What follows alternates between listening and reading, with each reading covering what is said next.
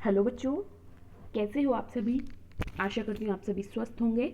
चलिए आज की वर्कशीट शुरू करते हैं बेटा। आज दिनांक है 26 जुलाई 2021 और डीआई द्वारा दी गई वर्कशीट नंबर 30A और 30B दोनों वर्कशीट करेंगे हम, जिसमें 30A है हमारी हिंदी विषय की और 30B है हमारी ईवीएस यानी हमारे आसपास विषय की। तो इसी वीडियो में हम दोनों अपनी वर्कशीट कर लेंगे बेटा। ये है कक्षा 3 के लिए। यहाँ पर साथ में आपको अपना सेक्शन लिखना है A, B या C। यहाँ आपको अपना नाम, यहाँ अपने शिक्षक या शिक्षिका का नाम लिखना है। आज की कार्यपत्रिका में हम आपके लिए लाए हैं एक मज़ेदार कहानी। तो आइए बोलकर पढ़ते हैं और आनंद लेते हैं। प्रश्न 1। बच्चों, जल्दी जल्दी में मुझसे कहानी का क्रम कुछ गड़बड़ हो गया, इसलिए कहानी को अच्छे से बोलकर पढ़िए और नीचे दिए गए फूलों के अंदर सही क्रम संख्या लिखने में मेरी मदद कीजिए। तो पहले हम कहानी देखते हैं, कहानी क्या है, फिर उसको सही क्रम से लगाएंगे।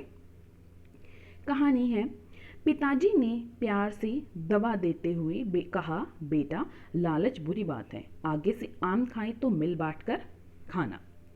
जवाब में गीतिका ने बता दिया कि उसने सारे आम खा लिए थे। थोड़ी देर बाद गीतिका के पेट में बहुत दर्द होने लग गया। उसे दर्द से रोता देख पिताजी आए और पूछने लगे कि तुमने कुछ उल्टा पुल्टा तो नहीं खा लिया। गीतिका को आम बहुत पसंद है, उसने बिना किसी को बताए बहुत सारे आम खा लिए। गीतिका के पापा आज बाजार से 2 किलो आम लाए। तो सबसे पहले क्या है कि गीतिका के पापा बाजार से आम लाए। फिर अब क्या है कि गीतिका को आम बहुत पसंद है, तो उसने क्या किया, सारे आम खा लिए। फिर अब क्या होगा, उसके थोड़ी देर में गीतिका के पेट में बहुत दर्द होने लग गया। ठीक है, उसे दर्द से रोता देख पिताजी आए और पूछने लगे कि तुमने कुछ उल्टा पुल्टा तो नहीं खा लिया। ये जवाब में गीतिका ने बता दिया कि उसने सारे आम खा लिए हैं।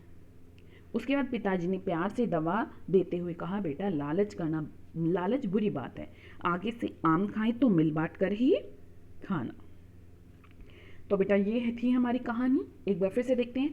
सबसे पहले क्या आएगा कि गीतिका के पापा बाजार से 2 किलो आम लाए।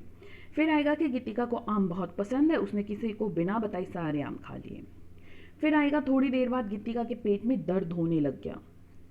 फिर आएगा उसे दर्द से रोता देख पिताजी आए और पूछने लगे तुमने कुछ उल्टा पुल्टा तो नहीं खा लिया। फिर जवाब में गीतिका ने बता दिया कि उसने सारे आम खा लिए। फिर पिताजी उसे प्यार से समझाते हैं कि लालच बुरी बात है, आगे से आम खाएं तो मिल बांट कर खाना। ये आपके लिए भी है बेटा। अगर घर में कोई चीज़ आई है तो आप सभी एक ही बच्चा सारी चीज़ें ना खाएं, उसे मिल बांट कर खाएं तो उसका और भी स्वाद बढ़ जाता है। प्रश्न 2। आइए बच्चों, फलों का राजा आम का मुखौटा बनाना सीखते हैं। ध्यान से देखिए और इसी तरह से आप अपने पसंदीदा फल का मुखौटा भी बना सकते हैं। घर के बड़े सहयोग कर सकते हैं। तो कैसे बनाना है देखिए। पहले आपको क्या करना है, प्लेन पेपर लेना है, कलर लेने हैं, रंग लेने हैं और कैंची लेनी है। मुखौटा बनाने के लिए चाहिए मोटा कागज, कैंची, रंग, धागा या फीता। फिर क्या करना है, सबसे पहले कागज पर आम का चित्र बना लें, फिर उसमें रंग भरे, मुखौटे की आँख और मुंह भी बनाकर उनमें छेद या सुराख कर ले। तो ऐसे चित्र बनाया और उसका जो आँख है, आँख की जगह पर उसमें छेद कर दिया। अब मुखौटे के दोनों तरफ धागा बांध लें और चेहरे पर लगा लें। अब जैसे ये हमारा आम का मुखौटा बन गया, तो दोनों तरफ यहाँ और यहाँ इसमें धागा बांध दें, छेद करके धागा बांध लें और उसे पहन लें। तो आप ये तो आम का मुखौटा है। आप किसी भी जानवर का, किसी भी सब्जी का, फल का, किसी भी वस्तु का मुखौटा बना सकते हैं। तो इसका मुखौटा, कोई भी मुखौटा बनाकर आप मुझे एक उसकी फ़ोटो भेज सकते हैं। आओ बातचीत करें। प्यारे बच्चों, साथ में दिए गए चित्र को ध्यान से देखिए। आपको क्या लगता है कि चित्र में दिख रहे बच्चे क्या बात कर रहे होंगे? अनुमान लगाकर उनके संवाद या बातचीत को जोर जोर से बोलिए और अपने अध्यापक या अध्यापिका के साथ साझा कीजिए। तो क्या हो सकता है बेटा, यहाँ पर देखिए कि ये 2 बच्चियाँ हैं, ठीक है। इसका नाम हम मान लेते हैं रीना और इसका मान लेते हैं टीना, ठीक है। तो रीना हो सकता है कह रही हो, टीना देखो ये लाल कितने खूबसूरत फूल हैं, मैंने 2 लिए हैं लेकिन मेरा मन कर रहा है कि मैं और भी फूल तोड़ूं। टीना कहती है कि हाँ फूल तो खूबसूरत है लेकिन सफ़ेद वाले ज़्यादा खूबसूरत है, ये देखो मैंने इतने सारे लिए हैं। तो बेटा इन इन दोनों बच्चियों ने देखो फूल तोड़े हुए हैं, तो फूल तोड़ना गलत बात है, हमें फूल नहीं तोड़ने चाहिए बल्कि उन पौधों में पानी डालना चाहिए जिनसे हमें फूल, फल, छाँव या कुछ भी मिलता है, सभी पौधों को हमें पानी देना चाहिए। तो यहाँ अगर आपको कोई और डायलॉग समझ में आ रहा है कि ये दोनों ये बातें कर रही होंगी तो वो भी आप डायलॉग लिख सकते हैं। अभिभावकों के लिए सुझाव है कि बच्चों को बताएं कि फल स्वास्थ्य के लिए कितने लाभदायक होते हैं और उन्हें गर्मी व सर्दी के मौसम में मिलने वाले किन्हीं 3 फलों के नाम लिखने को भी कहिए कि कौन कौन से फल गर्मी और सर्दी दोनों में मिलते हैं। तो बच्चों आपको कार्यपत्रिका मज़ेदार लगी ना? अब झटपट बताइए कि आज आपने क्या नया सीखा। आज का कोविड का मैसेज है कि अपने हाथों को साबुन और पानी से नियमित रूप से धोएं, तभी हम कोरोना से बच सकते हैं। बेटा ये थी हिंदी की वर्कशीट। अब देखते हैं ईवीएस की वर्कशीट।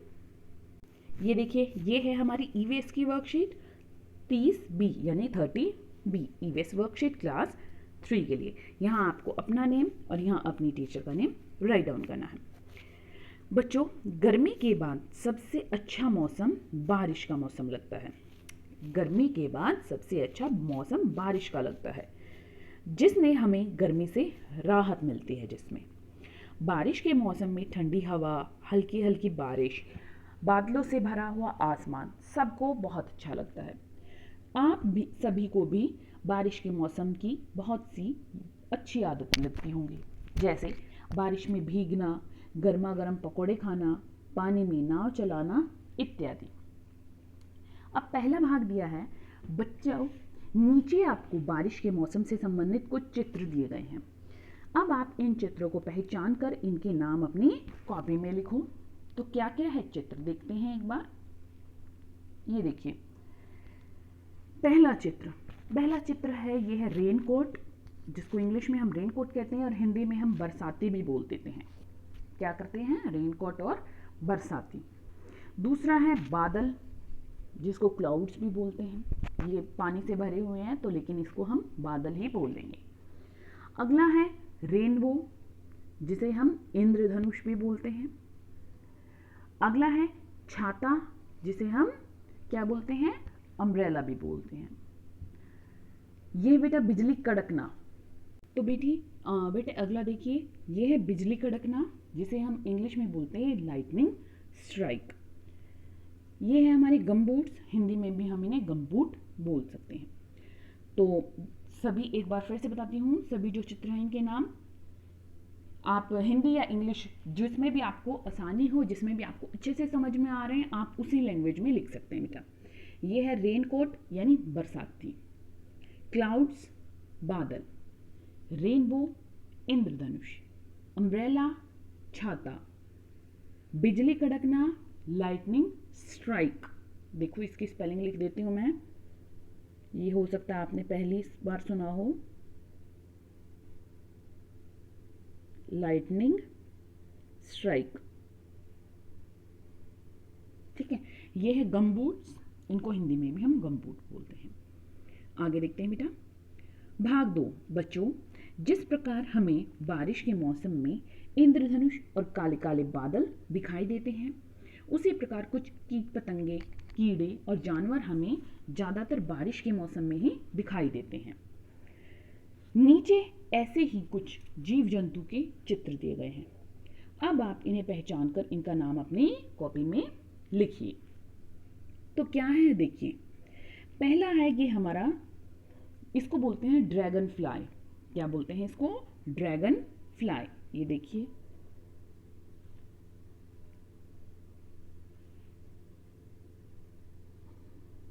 ड्रैगन फ्लाई, इसको हिंदी में भी ड्रैगन फ्लाई बोलते हुए हैं या फिर इसको व्याध पतंग भी बोल सकते हैं। तो आपको जो आसान लगे वो लिख लेना, या तो ड्रैगन फ्लाई, ड्रैगन फ्लाई, ठीक है, या व्याध पतंग, आप जो समझ में आए वो लिख लीजिए। अब दूसरा है ये, इसको हम ग्रास होपर इंग्लिश में बोलते हैं और हिंदी में बोलते हैं टिड्डा। ठीक है बेटा, ये क्या है, ग्रास होपर या टिड्डा। ये तो बारिश के मौसम में ये दोनों हमारे घर पे भी आ जाते हैं।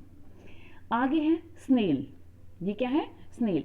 आप इसको जो हमारे यहाँ पर मिट्टी होती है उसमें देख सकते हैं, ठीक है। जैसे आपके यहाँ पर गमले हैं या ऐसे ही मिट्टी पड़ी है तो गमले में या मिट्टी में आप देख सकते हैं, ये है स्नेल। मोर, पिकॉक, इसे तो आप जंगल का एरिया है या पेड़ पौधों से जो भरा हुआ एरिया वहीं पर ज़्यादा देख सकते हैं। आगे है फ्रॉग, मेंढक। इससे तो आप सभी काफ़ी बार मिल चुके होंगे। तो क्या क्या है एक बार फिर से बता देती हूँ बेटा। Dragonfly, grasshopper, snail, peacock, मेंढक। ड्रैगन फ्लाई, टिड्डा, स्नेल, मोर और मेंढक, ठीक है, और फ्रॉग भी बोलते हैं इसको। आगे देखते हैं बेटा भाग 3। अब भाग 3 में क्या है, बारिश के बच्चों, बारिश के मौसम में हमारे रहन सहन में भी बहुत बदलाव आते हैं। बारिश में कुछ चीज़ें करना हमें पसंद होता है और कुछ नहीं। अब आप भी अपनी पसंद और नापसंद तालिका में भरिए। तो अब यहाँ पर बेटा हर बच्चे की अलग पसंद और अलग नापसंद होगी। तो अच्छा तो ये रहेगा कि आप ये प्रश्न स्वयं करें। तो एक दो आपको मैं उदाहरण बताती हूँ कि आपको किस तरीके से ये प्रश्न करना है। देखिए, बारिश के मौसम में पसंद क्या होता है। बारिश के मौसम में पसंद क्या हो सकता है कि एक तो नाव चला सकते हैं हम पानी में, पानी भर जाता है। दूसरा, हमें गर्मा गर्म पकौड़े खाने को मिलते हैं, ठीक है, पकौड़े खाने को मिलते हैं। तीसरा, गर्मी से राहत मिलती है, तो हमें इसलिए भी हो सकता है गर्मी, ये बारिश अच्छी लगती हो, गर्मी से राहत, ठीक है। अब यहाँ पर यह है कि बारिश अच्छी क्यों नहीं लग सकती। एक तो पानी भर जाता है हर जगह, ठीक है। दूसरा, जो हम पानी भर गया उसके बाद सारी जगह कीचड़ ही कीचड़ नज़र आता है। जैसे पानी तो निकल जाता है लेकिन फिर कीचड़ रह जाता है, तो इसलिए भी बारिश का मौसम हो सकता है पसंद नहीं हो। तो यहाँ पर मैंने आपको उदाहरण दिए हैं, आप अपने अनुसार अपनी पसंद या नापसंद बता दीजिए। अभिभावकों के लिए सुझाव है कि बच्चों को कि नाव बनाने में बच्चों की सहायता करें। जैसे बारिश हो रही है तो आप बच्चों को नाव बना के दिखाइए कि ऐसे नाव बनती है और वो पानी में उन्हें चलाएंगे। और अगर बारिश नहीं भी हो रही है तो आप घर पे भी किसी टब या बाल्टी में बच्चों को नाव चलाने के लिए दीजिए, लेकिन आप उन्हें पहले बनाना सिखाइए कि नाव कैसे बनती है। आज का कोविड का मैसेज है कि जब भी हम घर से बाहर जाएं हमें सोशल डिस्टेंस मेंटेन रखना चाहिए, तभी हम कोरोना को हरा सकते हैं। आज की वर्कशीट यहीं पर ख़त्म होती बेटा, फिर मिलते हैं एक नई वर्कशीट के साथ। तब तक के लिए अपना ध्यान रखना। धन्यवाद।